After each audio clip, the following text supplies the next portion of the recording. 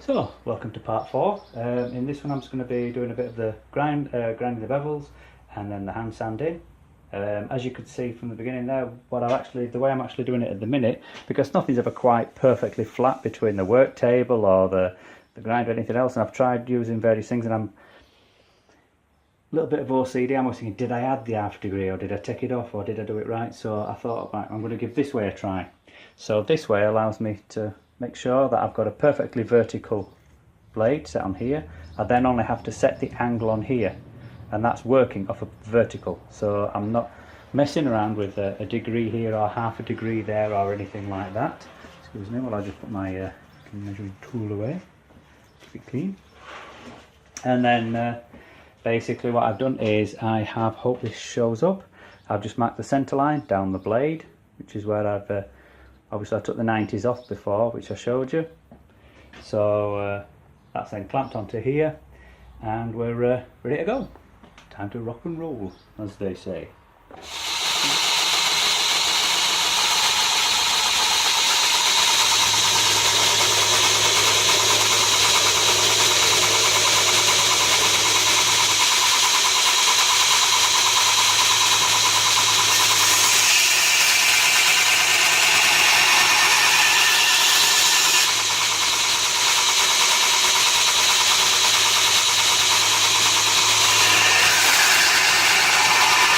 So basically that's the first side. Now this is on the 60. So what I do is I take it to, I take the, I've got my mask on here. I take it to pretty much just over halfway. I like to go just over halfway, so that way I know I'm overlapping when I go from side to side. But I don't chase anything on here at the 60 grit. What I do is I wait till the 120, and then that'll just give me that one's okay. But if there's anything where I think I'm making a mistake and it comes to correcting, then that'll be done on the 120 stage. But at the minute, looking pretty good.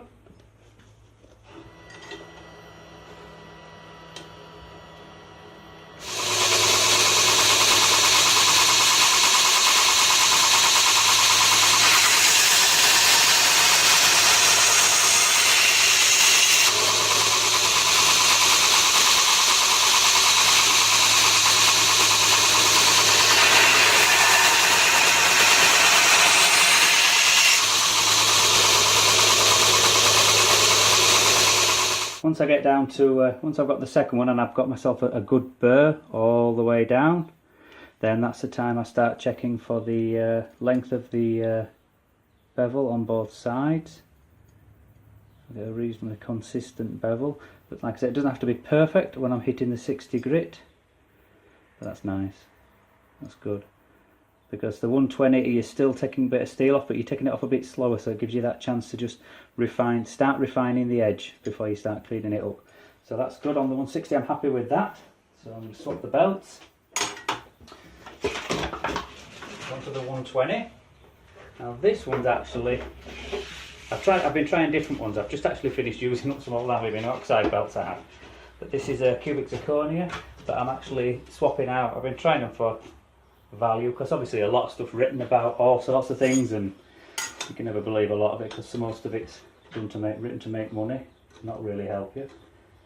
But I've gone on, these are the aluminium oxide, but from there I'll be going to, once these have gone, I've got some ceramics, and I'll be just using the ceramics in the 60s and 120s. Right. Whoa, back on. Spaceman time.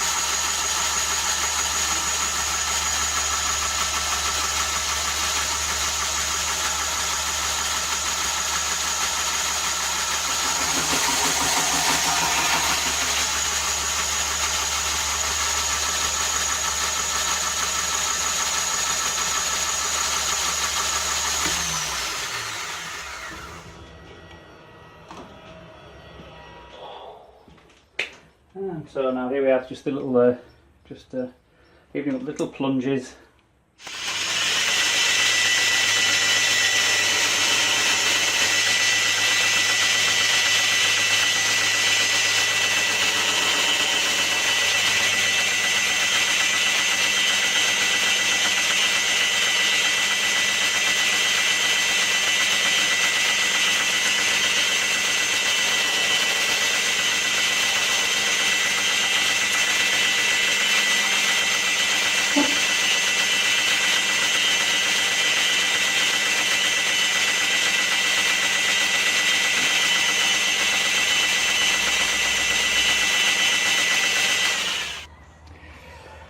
So it's now onto the hand sanding. Bob you down here.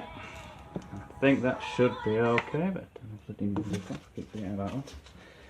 And here we are. So it's just, I just started on this, but 120 on one side, and then 120 in a straight line.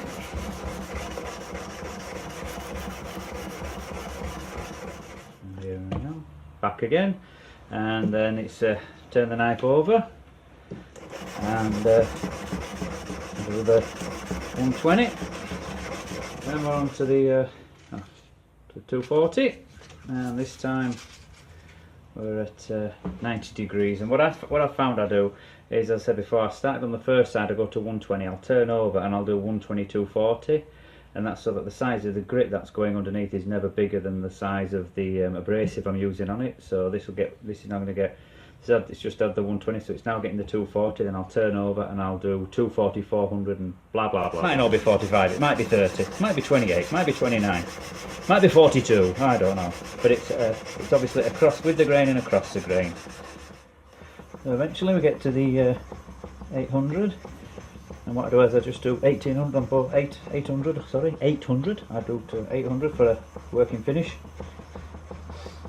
So I take that to this point, that's been on both sides, and now it's time to put the logo on. So I'm going to clean up. So that's both sides done to 8.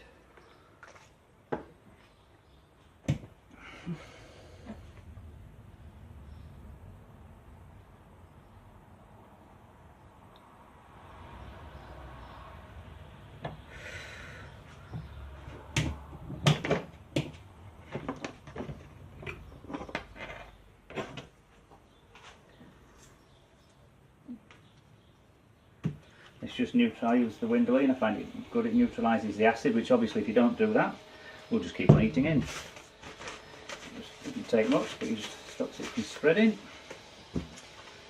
A little bit of 800 because that's where I'm at. And hopefully you can see it as it goes. As if by magic.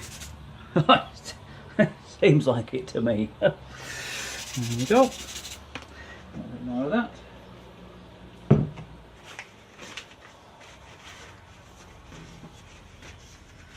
Then it's back to the hand sanding.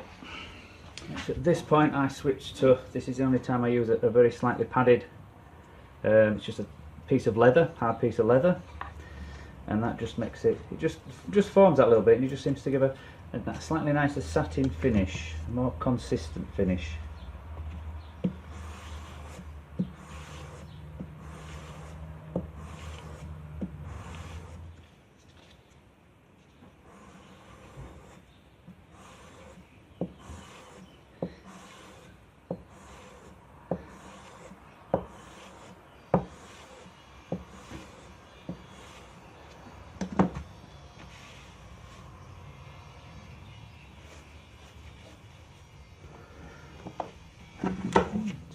And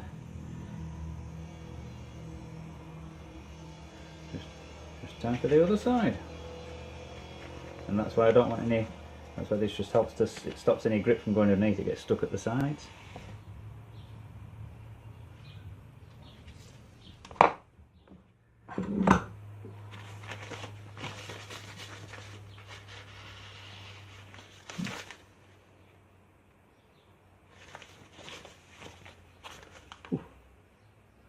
I thought I'd missed a scratch then. go. I've got my previously prepared blocks and marked them all up, and the handle. I'm going to start by just marking out where I want this to sit.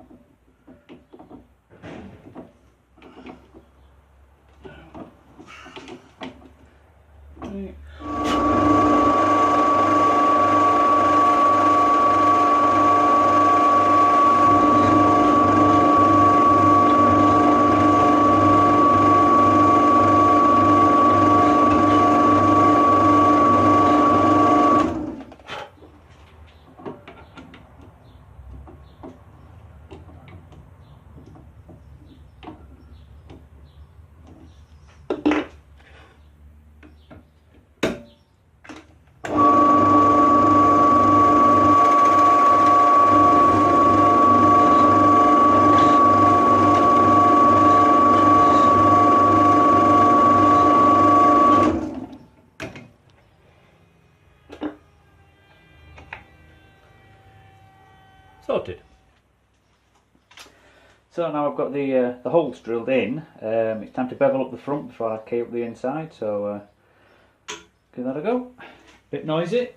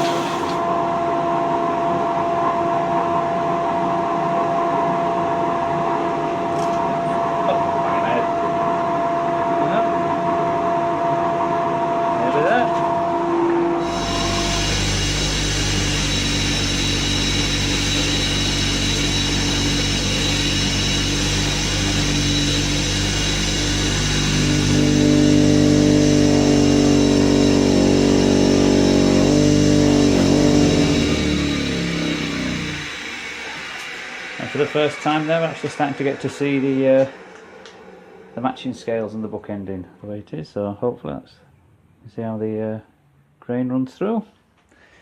So there we go. Just there.